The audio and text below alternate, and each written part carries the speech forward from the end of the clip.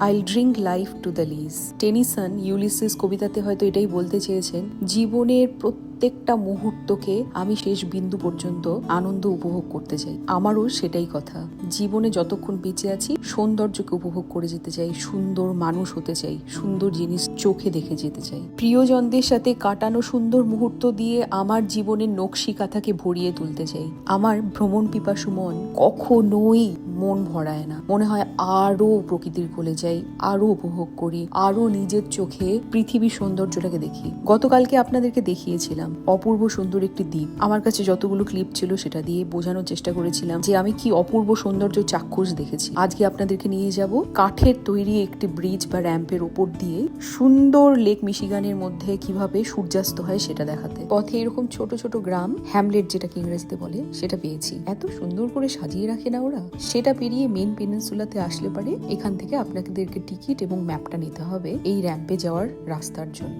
আমার হাজবেন্ড আমরা যাতে সময়ের মধ্যে এই র্যাম্পে পৌঁছাতে পারি তাই পুরো আইটিনারিটা খেয়াল করছিল। আমরা সঠিক সময়ে ওখানে পৌঁছে যাই এবং ওখানে গিয়ে দেখি যে হ্যাঁ, সূর্যাস্ত হতে এখনো ঢের সময় বাকি। এই গভীর জলের মধ্যে যখন সূর্যাস্ত হয় তার অনুভূতি আলাদাই। জলের রং পাল্টে গেছে, গাছের পাতা পাল্টে গেছে, কি অপূর্ব সুন্দর রঙে প্রকৃতি রাঙিয়ে নিয়েছে নিজেকে। ওখানে ভীষণ ভিড় ছিল, তাও আমরা সম্পূর্ণটা ঘুরে উপভোগ করি। আপনাদের জন্য কিছু ছবিও শেয়ার করলাম। এই মুহূর্তগুলো যে কি ভীষণ দামি আমার কাছে, আমি জানি আপনাদের কাছেও, কেননা আমরা প্রত্যেকেই প্রিয়জনদের ছবি তুলে রাখি, কখনো একাকিত্বে বসে দেখবো আর সেই জায়গাগুলোতে ফিরে যাব তার জন্য। আজকের এই ভিডিওটা এখানেই রাখছি, বেশি বড় ভিডিও করতে চাই না। আগামীকাল বাকি অংশ নিয়ে দেখা হবে। ভালো থাকবেন।